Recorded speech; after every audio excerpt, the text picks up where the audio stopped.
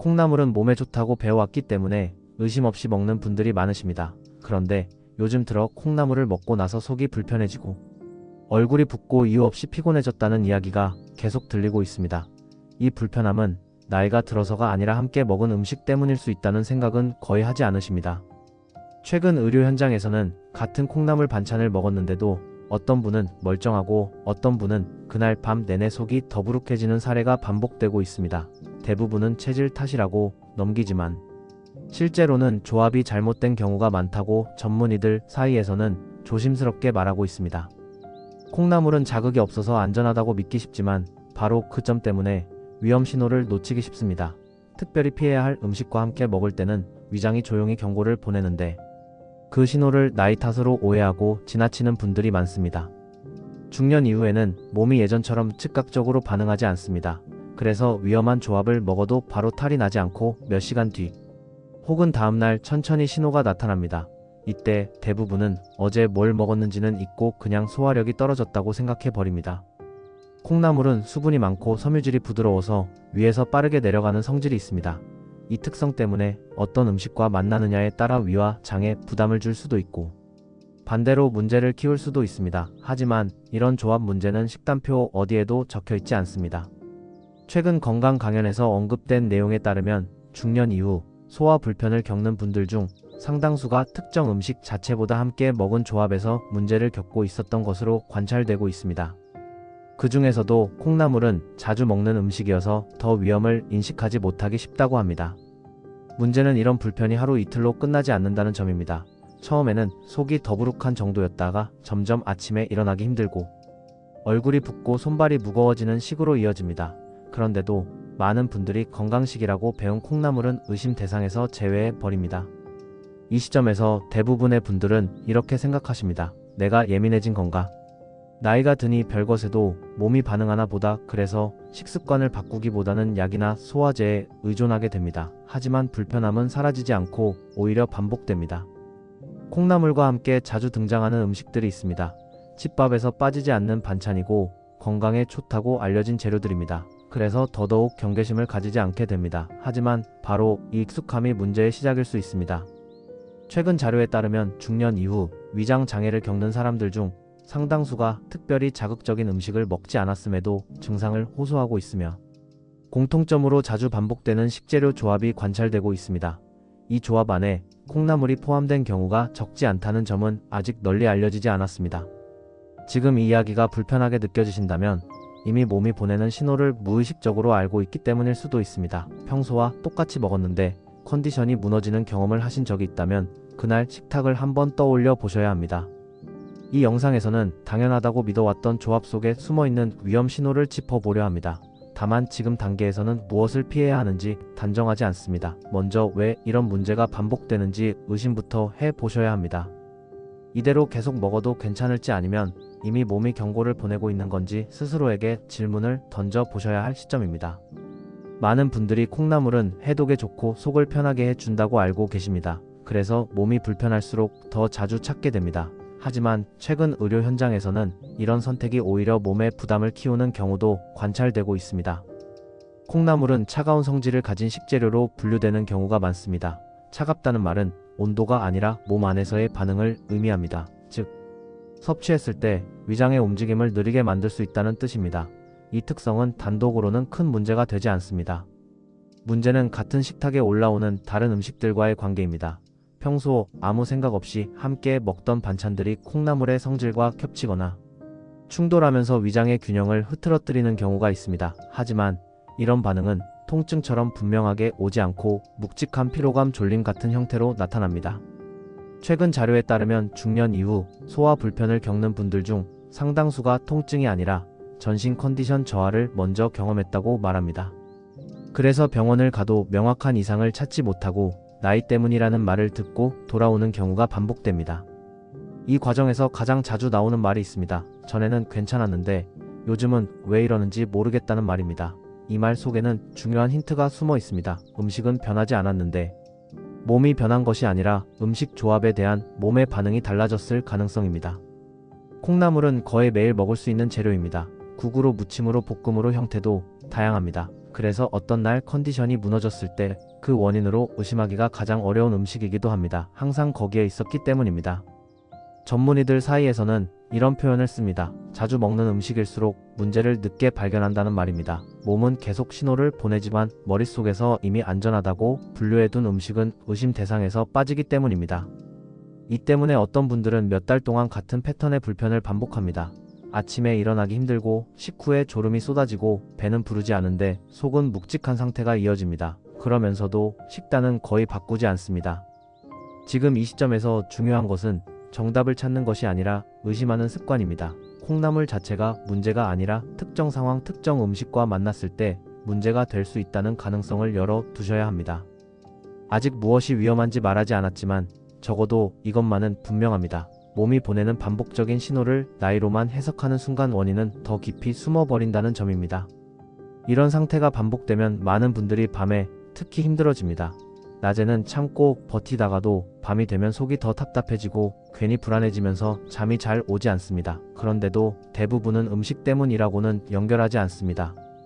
왜냐하면 콩나물은 늘 같은 방식으로 먹어왔고 특별히 탈이 난 기억이 없기 때문입니다. 사람의 뇌는 익숙한 것을 위험으로 인식하지 않습니다. 그래서 몸이 보내는 미묘한 경고를 무시하게 됩니다. 최근 의료 현장에서는 중년 이후 불면과 소화 불편이 동시에 나타나는 경우를 자주 관찰하고 있습니다. 이 두 가지는 전혀 다른 문제처럼 보이지만 실제로는 같은 식사에서 시작된 경우도 적지 않다고 합니다. 다만 그 연결고리가 너무 약해서 스스로 알아차리기 어렵습니다. 콩나물은 소화가 잘 되는 음식으로 알려져 있습니다. 그래서 위장이 약한 분들이 일부러 선택하는 경우도 많습니다. 하지만 위장이 약해졌을 때는 오히려 특정 조합에 더 민감하게 반응합니다. 예전에는 문제 없던 식사가 지금은 부담이 되는 이유입니다. 이때 가장 흔한 오해가 있습니다. 몸이 약해졌으니 더 순한 음식을 먹어야 한다는 생각입니다. 그래서 콩나물과 비슷한 성질의 반찬을 한꺼번에 올리는 경우가 많아집니다.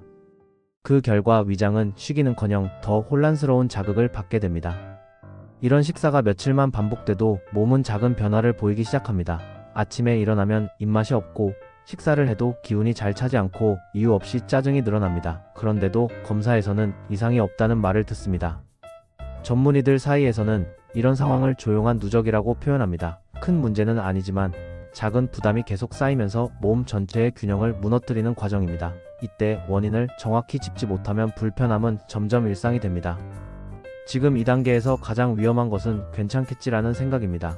지금까지 괜찮았으니까 앞으로도 괜찮을 거라는 판단은 중년 이후에는 더 이상 안전하지 않을 수 있습니다. 몸은 나이에 따라 같은 자극을 다르게 받아들이기 때문입니다. 이 영상이 불편하게 느껴진다면 이미 몸이 변화를 시작했다는 신호일 수 있습니다. 아직 통증이 없다고 해서 문제가 없는 것은 아닙니다. 오히려 통증이 없을 때가 가장 놓치기 쉬운 시점입니다. 지금까지 말씀드린 내용은 특정 음식을 나쁘다고 단정하기 위한 것이 아닙니다. 다만 매일 먹는 조합 속에 숨은 위험 가능성을 스스로 점검해 보셔야 한다는 경고에 가깝습니다. 이 경고를 무시할지 아니면 식탁을 다시 바라볼지는 이제 각자의 선택에 달려 있습니다. 이 시점에서 많은 분들이 마음속으로 계산을 하십니다. 내가 그렇게까지 위험한 음식을 먹고 있는 건 아닐 텐데라는 생각입니다. 바로 이 생각이 문제를 더 오래 끌고 가는 출발점이 됩니다. 위험은 극단적인 형태로 오지 않기 때문입니다. 대부분의 건강 문제는 아주 사소한 불편으로 시작됩니다. 오늘따라 속이 조금 더 더부룩하다. 유난히 피곤하다, 얼굴이 평소보다 붓는다 같은 신호입니다. 이런 신호는 하루 이틀이면 사라질 수도 있습니다. 그래서 더 쉽게 무시하게 됩니다. 콩나물과 관련된 문제 역시 이렇게 시작되는 경우가 많습니다. 갑자기 쓰러질 정도의 반응이 아니라 애매하게 불편한 상태가 반복됩니다. 이 애매함이 사람을 방심하게 만듭니다. 최근 자료에 따르면 중년 이후 식사 관련 불편을 겪는 사람들 중 상당수가 정확한 원인을 알기까지 몇 개월 이상이 걸렸다고 말합니다. 그동안 병원을 다니고 약을 바꾸고 생활 습관을 조정했지만 음식 조합은 그대로 유지한 경우가 많았습니다. 이 과정에서 공통적으로 나오는 말이 있습니다. 분명 몸에 좋은 것만 먹었는데 왜 이러는지 모르겠다는 말입니다. 이 말은 건강 상식이 오히려 판단을 흐리게 만들 수 있다는 것을 보여줍니다. 콩나물은 대표적인 착한 음식 이미지가 있습니다. 해장에 좋고 부담 없고 속을 풀어준다고 배워왔습니다. 그래서 몸이 불편할수록 더 자주 찾게 됩니다. 하지만 바로 이 타이밍에 함께 올라오는 다른 음식들이 문제를 만들 수 있다는 생각은 거의 하지 않습니다. 사람의 뇌는 하나의 원인을 찾으려는 성향이 강합니다. 그래서 불편함이 생기면 스트레스, 수면 부족, 나이 같은 큰 범주부터 떠올립니다. 반면 식탁 위의 조합 같은 사소한 요소는 뒤로 밀려납니다. 이렇게 되면 몸은 계속해서 같은 신호를 보냅니다. 신호는 점점 뚜렷해지지만 여전히 명확한 병명은 나오지 않습니다. 그러다 보면 어느 순간부터는 불편한 상태가 정상처럼 느껴지기 시작합니다. 이 단계가 가장 위험합니다. 불편함에 익숙해지면 몸의 경고를 해석하지 않게 되기 때문입니다. 그때부터는 작은 변화도 놓치게 되고 식습관을 돌아볼 기회도 사라집니다.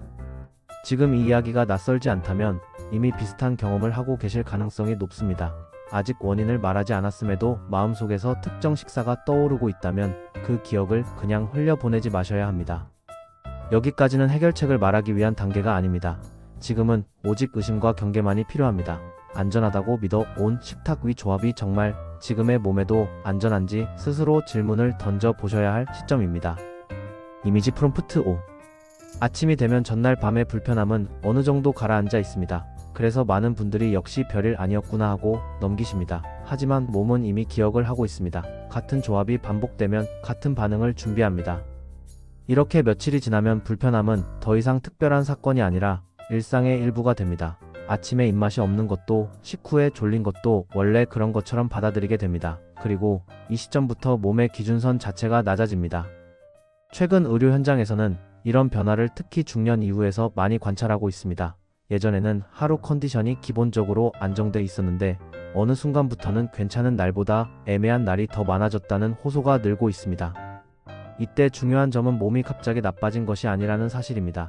대부분은 서서히 누적된 결과입니다. 매번 식사에서 아주 작은 부담이 더해지고 그 부담이 회복되지 않은 채 다음 식사로 이어지는 구조입니다. 콩나물은 이 구조 안에서 자주 등장합니다. 이유는 단순합니다. 자주 먹고 조리법이 단순하고 건강하다고 믿기 때문입니다. 그래서 불편함이 있어도 의심 대상에서 끝까지 빠집니다.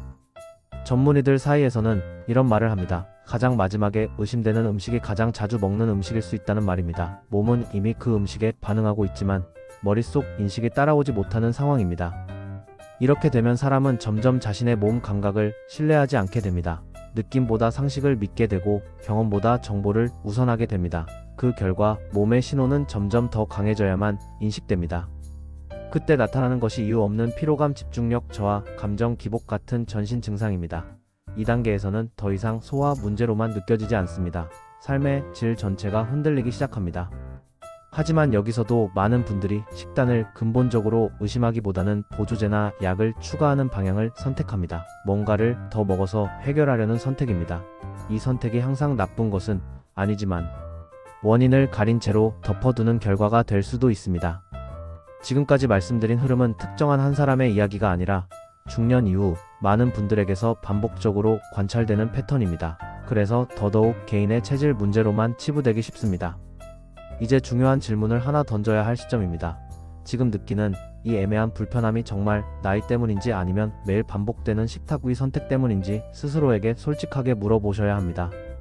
아직 답을 드리지 않았습니다. 하지만 답을 듣기 전에 반드시 이 질문부터 마음속에 남겨두셔야 합니다. 그래야 이후에 나오는 어떤 정보도 흘려듣지 않게 됩니다.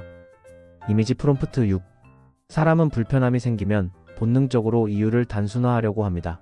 나이가 들어서 그렇다, 요즘 스트레스가 많아서 그렇다, 잠을 못 자서 그렇다, 이런 설명은 마음을 편하게 해 주지만 문제를 해결해 주지는 않습니다.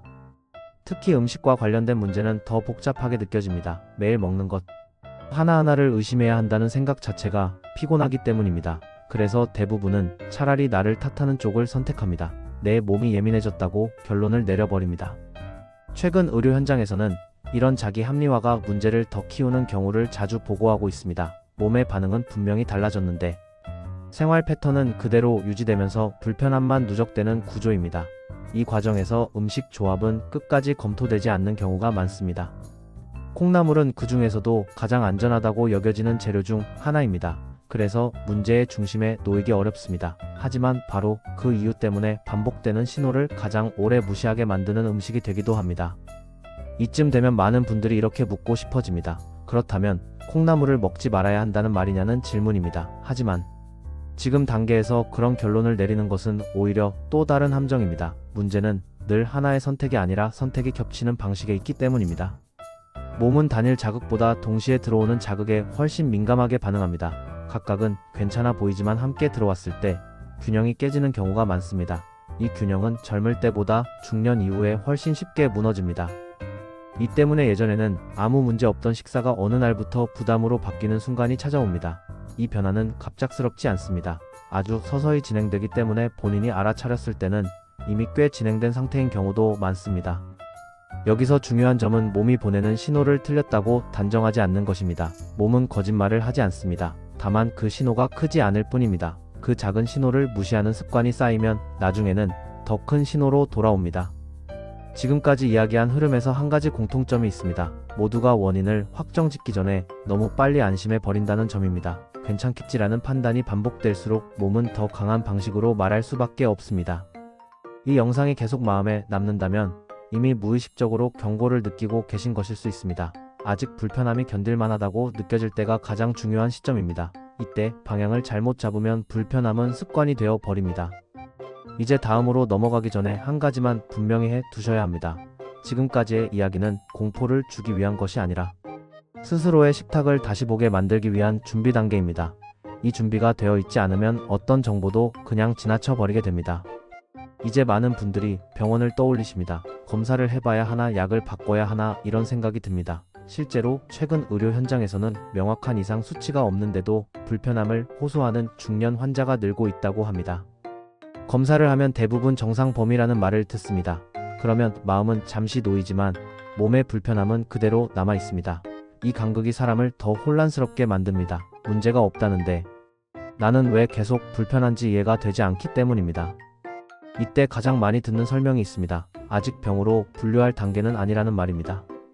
이 말은 틀린 말이 아닙니다. 다만 병이 아니라는 말이 곧 문제가 없다는 뜻은 아닙니다. 몸의 균형이 깨지는 초기 단계일 수 있기 때문입니다. 최근 자료에 따르면 중년 이후 만성 피로, 소화 불편, 수면 질 저하를 동시에 겪는 사람들 중 상당수가 식습관을 바꾸기 전까지는 검사 결과와 체감, 증상의 차이를 계속 경험했다고 보고하고 있습니다. 이 과정에서 공통적으로 놓치고 있던 요소가 식사 조합이었습니다. 사람들은 보통 무엇을 먹었는지는 기억해도 무엇과 함께 먹었는지는 잘 기억하지 못합니다. 반찬 하나하나는 떠올려도 그날 식탁의 전체 그림은 흐릿해집니다. 바로 이 지점에서 문제는 숨어버립니다. 콩나물은 그 전체 그림 속에 거의 항상 포함됩니다. 국으로, 무침으로, 찌개로 형태를 바꿔가며 등장합니다. 그래서 어느 날 불편함이 생겨도 콩나물은 배경처럼 처리됩니다. 눈에 띄지 않는 존재가 됩니다. 하지만 몸은 배경과 주인공을 구분하지 않습니다. 한 끼 식사는 하나의 묶음으로 처리됩니다. 그 안에서 어떤 조합이었는지가 반응을 결정합니다. 이 반응은 나이에 따라 훨씬 민감해집니다. 이 시점에서 중요한 것은 스스로를 관찰하는 태도입니다. 무엇을 먹었는지가 아니라 어떤 날 특히 불편했는지, 그날의 식탁이 어땠는지를 떠올려 보는 것입니다. 이런 관찰 없이 정보만 추가하면 판단은 더 흐려집니다. 전문의들 사이에서는 증상일지를 권하는 이유가 여기에 있습니다. 기록은 기억보다 정확합니다. 특히 반복되는 식사와 반복되는 불편 사이의 연결고리를 찾는 데 도움이 됩니다. 지금 이 영상에서 아직 특정 음식 이름을 꺼내지 않은 이유도 여기에 있습니다. 먼저 스스로의 경험을 떠올릴 준비가 되어야 하기 때문입니다. 준비가 되지 않으면 어떤 경고도 그냥 정보로 흘러가 버립니다. 이제 다음 단계로 넘어가기 전 마지막으로 스스로에게 질문해 보셔야 합니다. 최근 한 달 동안 컨디션이 무너졌던 날의 식사가 서로 닮아 있지는 않았는지. 이 질문에 바로 답이 떠오르지 않는다면 그 자체가 중요한 신호일 수 있습니다. 이 질문에 답하려고 하면 생각보다 많은 분들이 막히십니다. 분명 불편했던 날은 기억나는데 그날 정확히 무엇을 어떻게 먹었는지는 흐릿합니다. 이것이 바로 반복되는 문제의 특징입니다. 기억에 남을 만큼 강렬하지 않기 때문에 원인을 놓치게 됩니다. 사람의 몸은 아주 정직합니다. 같은 조건이 반복되면 같은 반응을 보입니다. 다만 그 반응이 크지 않을 뿐입니다. 그래서 우리는 그 반응을 신호가 아니라 우연으로 처리합니다. 오늘 컨디션이 안 좋은 날 정도로 넘겨버립니다. 최근 의료 현장에서는 이런 우연이 쌓여 만들어지는 패턴을 강조하고 있습니다. 하루 이틀의 불편은 문제가 아니지만 같은 형태의 불편이 반복된다면 그 자체로 원인을 추적해야 할 신호라는 의미입니다. 이때 가장 먼저 떠올려야 할 것은 병명이 아니라 생활 패턴입니다. 특히 식사는 하루 중 가장 반복성이 높은 요소입니다. 그 중에서도 거의 바뀌지 않는 고정 재료가 있다면 더욱 주의 깊게 살펴봐야 합니다. 콩나물은 이런 고정 재료의 대표적인 예입니다. 특별한 날에만 먹는 음식이 아니라 평소 식탁의 기본 구성에 가깝습니다. 그래서 변화가 생겨도 원인에서 가장 늦게 떠올리게 됩니다. 많은 분들이 증상을 기록하라고 하면 귀찮다고 느끼십니다. 하지만 기록은 복잡한 것을 하기 위함이 아닙니다. 그날 컨디션이 어땠는지, 식후에 어떤 느낌이 있었는지를 짧게 적는 것만으로도 충분합니다. 이런 기록은 나중에 분명한 힌트를 줍니다. 전문의들 사이에서는 이런 작은 기록이 불필요한 검사와 약물 사용을 줄이는데 도움이 된다고 말합니다. 원인을 모르고 대응하는 것보다 원인을 추적하면서 대응하는 것이 몸에 부담이 덜하기 때문입니다. 지금 이 단계에서는 아직 판단을 내릴 필요가 없습니다. 좋다, 나쁘다를 정할 필요도 없습니다. 다만 반복되는 패턴이 있는지 없는지를 확인하는 것만으로도 충분합니다. 이 과정 없이 결론으로 가면 대부분 다시 원점으로 돌아오게 됩니다. 여기까지 따라오셨다면 이미 마음속에서 몇 번의 식사가 떠올랐을 가능성이 큽니다. 유난히 컨디션이 무너졌던 날, 유독 속이 더부룩했던 날, 이상하게 피곤했던 날에 식탁이 겹쳐 보이기 시작했을지도 모릅니다. 이 겹침이 우연인지 아닌지는 아직 알 수 없습니다. 하지만 우연이라고 단정하기에는 너무 자주 반복됐다면 이제는 그냥 넘기기 어려운 단계입니다. 이 지점에서 선택이 갈립니다. 계속 나이 탓으로 넘길 것인지 아니면 식탁을 다시 들여다볼 것인지의 선택입니다. 지금까지는 불안을 키우는 이야기였습니다. 하지만 이 불안은 방향을 갖기 시작해야 합니다. 방향 없는 불안은 몸을 더 지치게 만들 뿐입니다. 이제 다음 단계에서는 이 불안이 어디를 향해야 하는지 차분히 살펴볼 필요가 있습니다. 불안이 방향을 갖기 시작하면 시선이 달라집니다. 예전에는 아무 생각 없이 장바구니에 담던 재료들이 조금씩 눈에 걸리기 시작합니다. 이게 정말 지금의 내 몸에도 같은 의미일까라는 질문이 떠오릅니다. 이 질문은 결코 예민해졌다는 신호가 아닙니다. 오히려 몸과 생각이 다시 연결되기 시작했다는 신호에 가깝습니다. 중년 이후 건강관리에서 가장 중요한 변화는 바로 이 연결을 회복하는 과정입니다. 최근 자료에 따르면 중년 이후 컨디션 저하를 겪다가 회복한 사람들의 공통점 중 하나가 무언가를 더 먹은 것이 아니라 기존 식습관을 다시 바라봤다는 점입니다. 새로운 습관을 추가하기보다 반복되던 선택을 점검한 경우가 많았습니다. 이 과정에서 많은 분들이 놀라는 지점이 있습니다. 문제라고 생각했던 음식이 아니라 전혀 의심하지 않았던 음식에서 힌트를 발견했다는 점입니다. 늘 먹던 것이었기 때문에 더 늦게 눈에 들어왔다는 공통된 이야기가 나옵니다. 콩나물 역시 이 범주에 자주 들어갑니다. 몸에 좋다는 이미지가 너무 강해서 스스로 검토 대상에서 제외해 왔기 때문입니다. 하지만 몸은 이미지가 아니라 실제 반응으로 판단합니다. 이 차이를 받아들이는 순간부터 식탁을 보는 관점이 달라집니다. 이때 중요한 태도는 극단으로 가지 않는 것입니다. 갑자기 완전히 끊거나 과도하게 제한하는 방식은 오래가지 않습니다. 오히려 몸의 반응을 관찰할 기회를 잃게 됩니다. 전문의들 사이에서는 이런 경우에 잠시 거리두기라는 표현을 씁니다. 완전히 배제하는 것이 아니라 특정 조합이나 특정 상황에서의 반응을 보기 위해 잠시 패턴을 바꿔보는 접근입니다. 예를 들어 같은 재료라도 아침과 저녁에서 반응이 다른 경우가 있습니다. 공복 상태와 식후 상태에서 몸의 반응은 전혀 다를 수 있기 때문입니다. 이런 차이는 기록과 관찰 없이는 거의 느끼기 어렵습니다. 이 단계에서 많은 분들이 처음으로 깨닫습니다. 몸이 보내는 신호가 생각보다 일관되었다는 사실입니다. 그동안 우연이라고 넘겼던 불편함들이 사실은 같은 흐름 위에 있었다는 점을 뒤늦게 연결하게 됩니다.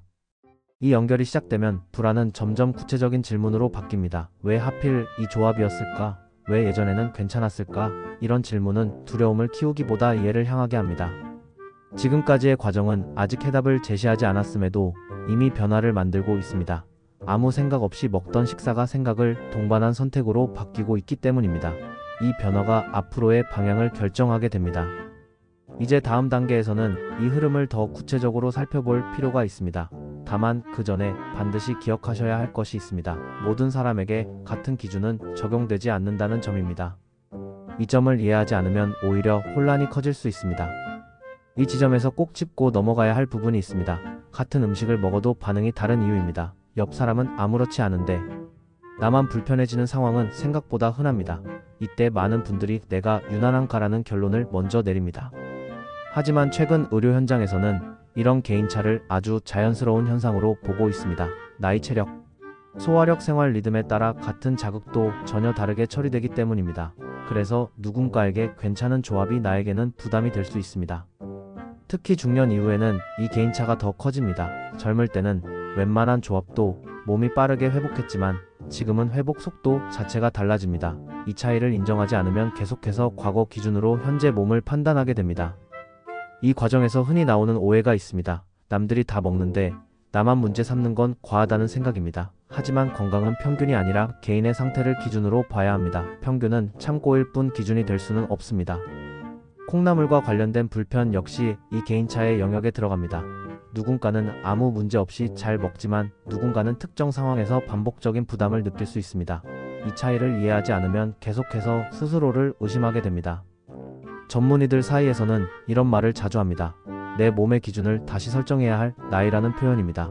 이 말은 포기하라는 뜻이 아니라 기준을 업데이트하라는 의미에 가깝습니다. 지금까지 잘 먹어왔다는 경험은 중요합니다. 하지만 그 경험이 앞으로도 그대로 적용된다고 보장해 주지는 않습니다. 몸은 계속 변하고 있고 그 변화는 조용히 진행됩니다. 그래서 더 주의 깊게 바라봐야 합니다. 이제 이 시점에서 많은 분들이 두 가지 길 앞에 서게 됩니다. 하나는 그냥 예전대로 먹으면서 불편함을 참고 사는 길이고, 다른 하나는 조금 번거롭더라도 식탁을 다시 설계해보는 길입니다. 어느 쪽이든 선택은 본인의 몫입니다. 다만 분명한 것은 불편함을 무시하는 선택이 가장 편해 보이지만 장기적으로는 가장 많은 에너지를 소모하게 만든다는 점입니다. 몸은 계속 신호를 보내고 그 신호를 무시하는 데에도 에너지가 들기 때문입니다. 지금까지의 이야기는 아직 결론이 아닙니다. 오히려 결론으로 가기 위한 마지막 정리 단계에 가깝습니다. 이제부터는 조합이라는 관점에서 무엇을 살펴봐야 하는지 조금 더 구체적으로 접근할 필요가 있습니다. 하지만 그 접근 역시 단정적이어서는 안 됩니다. 모든 경우에 해당하는 정답은 없기 때문입니다. 다만 많은 분들에게서 반복적으로 관찰된 흐름을 하나씩 짚어보는 과정이 필요합니다. 이제 다음 단계에서는 콩나물과 함께 자주 등장하지만 의외로 충돌을 일으킬 수 있는 조합의 특징을 조심스럽게 살펴보려 합니다. 아직 이름을 말하지 않는 이유는 스스로의 경험과 먼저 연결해 보시기를 바라기 때문입니다. 여기서부터는 조금 더 섬세한 이야기가 필요합니다. 왜냐하면 문제는 특정 음식 하나가 아니라 성질이 겹치는 방식에 있기 때문입니다. 각각은 문제가 없어 보이지만 함께 놓였을 때 몸이 다르게 반응하는 경우가 있습니다. 최근 건강 강연에서 언급된 내용에 따르면 중년 이후 소화 불편을 겪는 분들 중 상당수가 비슷한 성질의 음식을 한 끼에 몰아서 먹는 경향을 보였다고 합니다. 본인은 담백하게 먹는다고 생각했지만 실제로는 위장에 같은 방향의 자극을 반복해서 준 셈입니다. 콩나물은 담백하고 가벼운 이미지가 강합니다. 그래서 비슷하게 담백하다고 알려진 반찬들과 함께 올라오는 경우가 많습니다. 문제는 이런 조합이 몸을 쉬게 하는 것이 아니라 오히려 조절 능력을 시험하게 만든다는 점입니다. 몸은 균형을 좋아합니다. 서로 다른 성질이 적당히 섞일 때 가장 안정적으로 반응합니다. 하지만 비슷한 성질이 한쪽으로 몰리면 균형을 잡기 위해 더 많은 에너지를 사용하게 됩니다. 이 에너지가 부족해진 상태에서는 피로와 불편으로 나타납니다. 이때 나타나는 반응은 통증이 아니라 애매함입니다. 배가 아픈 것도 아닌데 속이 편하지 않고 배가 부른 것도 아닌데 더부룩한 느낌이 계속됩니다. 이런 상태가 반복되면 사람은 점점 둔감해집니다. 전문의들 사이에서는 이 둔감함을 가장 경계해야 할 신호로 봅니다. 몸이 보내는 경고가 무뎌졌다는 뜻이기 때문입니다. 이 단계에 이르면 식사 후 반응이 분명히 달라졌는데도 스스로 인식하지 못하는 경우가 많습니다. 콩나물과 함께 자주 등장하는 반찬들을 떠올려 보시면 힌트가 보일 수 있습니다. 모두 몸에 좋다고 배워온 재료들이고 자극적이지 않다는 공통점이 있습니다. 그래서 더더욱 안전하다고 믿게 됩니다. 하지만 중년 이후에는 자극이 없다는 것이 항상 부담이 없다는 뜻은 아닙니다. 몸의 조절 기능이 예전보다 느려졌기 때문에 오히려 방향이 같은 자극이 누적되면 회복이 어려워질 수 있습니다. 이런 이야기를 들으면 어떤 분들은 이제 뭘 먹어야 하느냐고 묻고 싶어지실 겁니다. 하지만 지금 단계에서 중요한 것은 선택지를 늘리는 것이 아니라 조합을 나누어 보는 시각입니다. 같은 재료라도 한 끼에 몰릴 때와 나뉘어 들어갈 때 반응은 달라집니다. 지금까지 계속 강조한 이유도 여기에 있습니다. 문제를 하나로 단순화하면 해결이 쉬워 보이지만 실제로는 더 많은 시행착오를 겪게 됩니다. 반대로 구조를 이해하면 작은 조정만으로도 큰 차이를 느끼는 경우가 많습니다. 이제 다음으로 넘어가기 전에 한 번만 식탁을 떠올려 보셔야 합니다. 콩나물이 올라오는 날에 다른 반찬들은 어떤 성질이었는지, 그날 특히 불편했던 식사와 겹치는 장면이 있는지, 이 연결이 보이기 시작한다면 이미 절반은 지나온 셈입니다. 다음 단계에서는 이런 조합이 왜 사람마다 다르게 작용하는지, 그리고 어떤 상황에서 특히 문제가 커지는지를 조금 더 깊이 살펴보겠습니다. 이 내용은 모든 사람에게 해당되지는 않지만 많은 분들이 고개를 끄덕이게 되는 지점일 수 있습니다. 이미지 프롬프트 12. 사람마다 반응이 달라지는 가장 큰 이유는 몸이 처한 상태가 다르기 때문입니다. 같은 음식을 먹어도 공복이었는지, 피로가 쌓여 있었는지, 전날 잠을 제대로 잤는지에 따라 결과는 완전히 달라집니다. 특히 중년 이후에는 이 조건들이 서로 겹치는 경우가 많습니다. 수면의 질은 떨어지고 회복 속도는 느려지며 하루의 피로가 다음 날까지 이어집니다. 이런 상태에서 들어온 식사 자극은 젊을 때와 다르게 처리됩니다. 최근 의료 현장에서는 이런 상황을 기반 체력의 여유가 줄어든 상태라고 설명합니다. 몸이 균형을 잡을 수 있는 여력이 줄어들었기 때문에 작은 자극도 더 크게 느껴진다는 의미입니다. 콩나물과 같은 담백한 음식은 이 여력이 충분할 때는 문제를 일으키지 않습니다. 하지만 여력이 줄어든 상태에서는 조합에 따라 부담으로 전환될 수 있습니다. 이 차이는 검사 수치로는 잘 드러나지 않습니다. 오직 체감으로만 나타납니다. 이 때문에 어떤 분들은 주말에는 괜찮은데 평일에는 불편하다고 말합니다. 식단은 비슷한데 반응이 다른 이유입니다. 주말에는 잠을 더 자고 긴장이 풀려 있기 때문입니다. 같은 식사라도 몸의 여유가 다르면 결과는 달라집니다. 전문의들 사이에서는 이런 패턴을 식사 자체보다 식사 당시의 상태가 더 중요해지는 시기라고 표현합니다. 젊을 때는 음식이 중심이었지만 중년 이후에는 몸 상태가 중심이 된다는 의미입니다. 이 관점에서 보면 문제는 점점 선명해집니다. 콩나물이 문제가 되는 날에는 대개 몸의 여유가 이미 줄어든 상태였을 가능성이 큽니다. 거기에 비슷한 성질의 반찬이 겹치면서 균형이 무너진 것입니다. 하지만 이 과정은 너무 조용하게 진행되기 때문에 본인은 알아차리기 어렵습니다. 그저 오늘따라 컨디션이 안 좋다고 느끼고 넘어가게 됩니다. 이 넘어감이 반복되면 패턴은 더 굳어집니다. 이제 중요한 전환점에 와 있습니다. 지금까지는 불편함이 왜 애매하게 반복되는지를 설명하는 단계였습니다. 다음으로는 이 애매함을 줄이기 위해 어떤 관점으로 식탁을 나눠봐야 하는지를 살펴볼 차례입니다. 다만 이 역시 정답을 제시하는 방식은 아닙니다. 오히려 스스로 기준을 만들 수 있도록 방향을 잡아주는 과정에 가깝습니다. 그래야 일시적인 실천이 아니라 오래 유지할 수 있기 때문입니다. 여기까지 들으셨다면 이제 한 가지는 분명해졌을 겁니다. 문제는 콩나물을 먹느냐 마느냐가 아니라 언제, 어떤 상태에서 어떤 조합으로 먹느냐의 문제라는 점입니다. 이 관점을 받아들이는 순간부터 식사는 더 이상 무작위가 아니라 관리 가능한 선택이 됩니다. 이제 다음 단계에서는 이런 선택을 할 때 반드시 함께 고려해야 할 신호들을 정리해 보겠습니다. 이 신호들은 복잡하지 않지만 무시되기 쉬운 것들입니다. 이 부분을 놓치면 다시 원점으로 돌아올 수 있습니다. 이제부터는 식탁을 바라볼 때 꼭 함께 봐야 할 신호들을 정리해 보겠습니다. 이 신호들은 어렵지 않지만 대부분은 그냥 지나칩니다. 그래서 문제가 반복됩니다. 첫 번째 신호는 식사 전 상태입니다. 배가 많이 고픈지 아닌지, 몸이 이미 피곤한지, 긴장이 풀려 있는지, 이런 조건들은 생각보다 큰 영향을 미칩니다. 같은 식사라도 공복이 길었던 날과 그렇지 않은 날의 반응은 다르게 나타납니다. 두 번째 신호는 식사 속도입니다. 급하게 먹은 날일수록 몸은 조합에 더 민감해집니다. 특히 담백한 음식 위주로 구성된 식사는 천천히 먹어야 균형이 맞는데 바쁜 날에는 그 여유가 사라집니다. 세 번째 신호는 식후 반응입니다. 통증이 아니라 변화에 주목하셔야 합니다. 졸음이 갑자기 쏟아지는지, 몸이 처지는지, 괜히 기운이 빠지는지 이런 미묘한 변화가 반복된다면 우연으로 넘기기 어렵습니다. 최근 의료 현장에서는 이런 식후 변화를 중요한 단서로 봅니다. 왜냐하면 검사로는 잡히지 않는 초기 균형 문제는 대부분 이런 형태로 먼저 나타나기 때문입니다.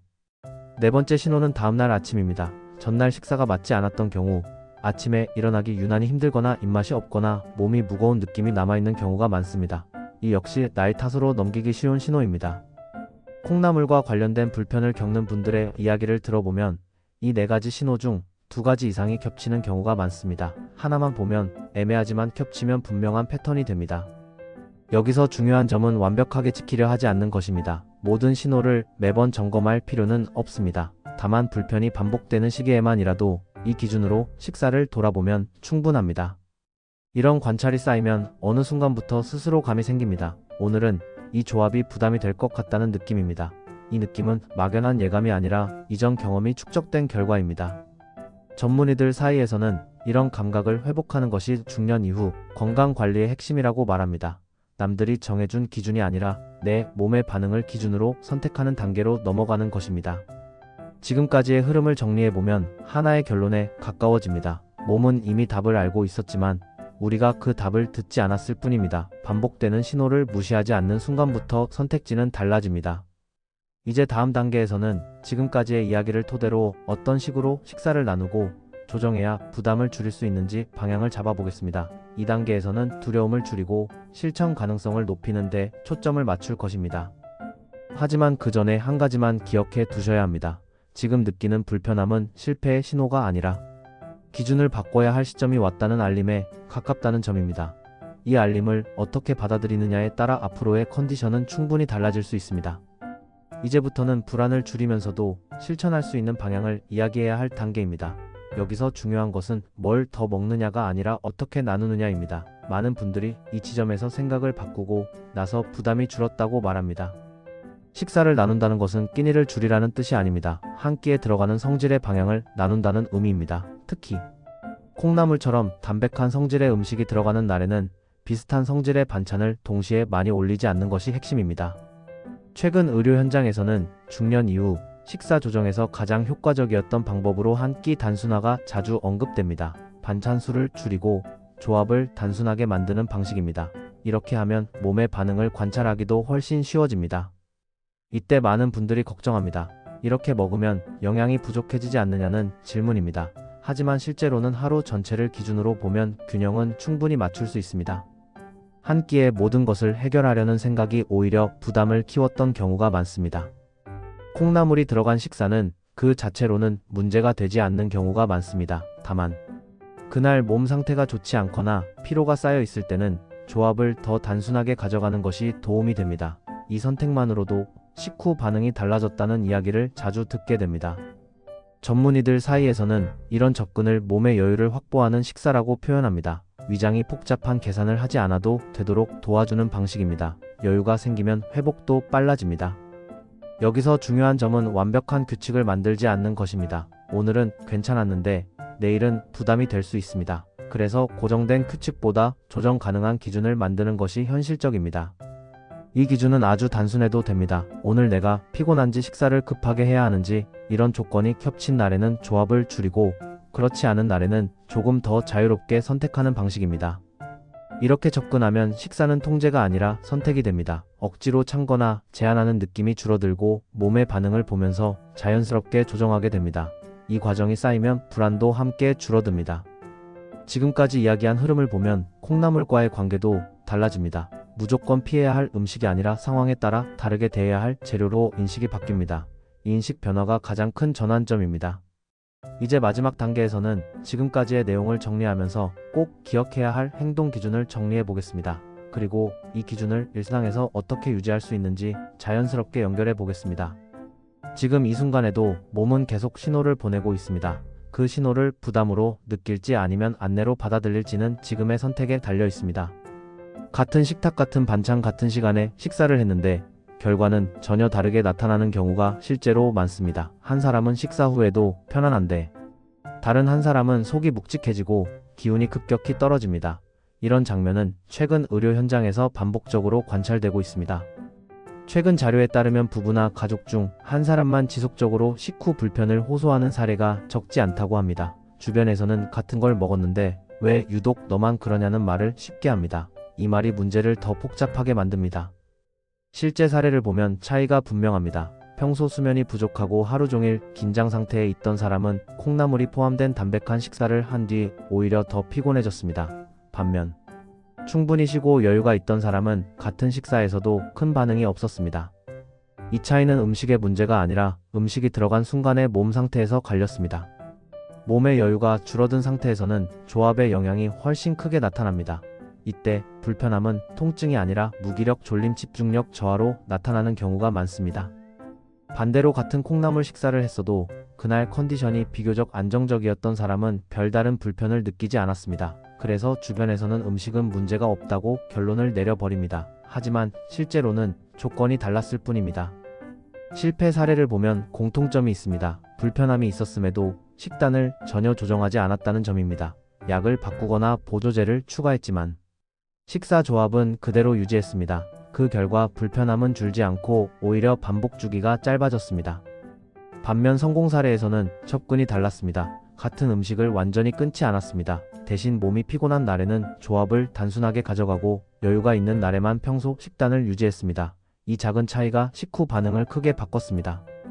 이 성공 사례의 공통점은 하나입니다. 내 몸의 기준을 주변 기준보다 우선했다는 점입니다. 남들과 똑같이 먹어야 한다는 생각을 내려놓는 순간 불필요한 불안도 함께 줄어들었습니다. 중요한 점은 이 변화가 극적인 결단에서 나온 것이 아니라는 사실입니다. 아주 작은 조정이 반복되면서 결과가 달라졌습니다. 그래서 지속 가능했습니다. 이 사례들이 말해주는 것은 분명합니다. 같은 음식 같은 콩나물이라도 상황과 조합에 따라 결과는 완전히 달라질 수 있다는 점입니다. 이 차이를 인정하지 않으면 계속해서 같은 시행착오를 반복하게 됩니다. 이제 마지막 단계로 넘어갈 준비가 되었습니다. 지금까지의 이야기를 하나로 묶어 정리하고 앞으로 어떤 기준으로 식탁을 바라봐야 하는지 차분하게 정리해야 할 시점입니다. 지금까지의 이야기를 한 줄로 정리하면 이렇습니다. 콩나물은 문제의 주인공이 아니라 조건을 드러내는 신호였다는 점입니다. 몸이 여유로울 때는 괜찮았던 조합이 여유가 줄어들자 부담으로 바뀌었고 그 변화를 가장 먼저 드러낸 재료가 콩나물이었을 뿐입니다. 그래서 이 이야기는 특정 음식을 끊으라는 경고가 아닙니다. 오히려 몸의 기준이 바뀌었다는 사실을 인정하라는 안내에 가깝습니다. 예전의 기준으로 지금의 몸을 계속 판단하면 불편함은 반복될 수밖에 없습니다. 중년 이후 건강관리에서 가장 위험한 태도는 아직 괜찮다는 생각입니다. 아직 쓰러지지 않았으니, 아직 병이 아니니, 아직 참을 만하니라는 판단이 문제의 신호를 가장 늦게 알아차리게 만듭니다. 지금 이 영상을 여기까지 보셨다면 이미 몸의 신호를 무시하지 않겠다는 선택을 하신 셈입니다. 이 선택은 아주 중요합니다. 왜냐하면 건강은 큰 결심보다 작은 기준에서 바뀌기 때문입니다. 앞으로 식사를 할 때 한 가지만 기억하셔도 충분합니다. 오늘 내 몸에 여유가 있는지 없는지. 이 질문 하나만으로도 조합은 달라질 수 있습니다. 여유가 없는 날에는, 단순하게 여유가 있는 날에는 조금 더 자유롭게 이 기준이면 충분합니다. 콩나물 역시 같은 기준으로 보시면 됩니다. 무조건 피할 대상도, 무조건 믿을 대상도 아닙니다. 상황에 따라 반응을 살피는 재료로 바라보는 순간 불필요한 불안은 줄어듭니다. 이제 선택은 여러분의 몫입니다. 몸이 보내는 신호를 나의 탓으로 넘길지 아니면 기준이 바뀌었다는 알림으로 받아들일지 이 선택이 앞으로의 컨디션을 결정하게 됩니다. 이 영상이 도움이 되셨다면 같은 고민을 하고 있는 분들을 위해 좋아요로 공감의 표시를 남겨주시면 좋겠습니다. 이런 신호를 미리 알아차리는 분들이 많아질수록 불필요한 불편은 줄어들 수 있습니다. 또 이런 기준과 관점을 놓치지 않고 계속 받아보고 싶으시다면 구독을 통해 함께해 주시길 바랍니다. 중년 이후 몸의 변화를 단순한 정보가 아니라 실제 생활에서 쓸 수 있는 기준으로 계속 정리해 드리겠습니다. 그리고 여러분의 경험도 정말 중요합니다. 콩나물이나 비슷한 식사 후에 느꼈던 변화가 있다면 댓글로 남겨주십시오. 같은 음식을 두고도 왜 다른 반응이 나왔는지 함께 살펴보는데 큰 도움이 됩니다. 고정 댓글과 프로필에는 오늘 이야기와 연결된 식사 조합과 관련된 정보도 정리해 두었습니다. 필요하신 분들은 참고만 하셔도 좋습니다. 선택은 언제나 여러분의 몫이어야 합니다. 몸은 이미 답을 알고 있습니다. 다만 우리가 그 답을 듣는 연습을 하지 않았을 뿐입니다. 오늘부터는 식탁 앞에서 잠깐 멈춰 몸의 상태를 먼저 떠올려 보시길 바랍니다. 그 짧은 멈춤이 앞으로의 하루를 훨씬 편하게 만들어줄 수 있습니다.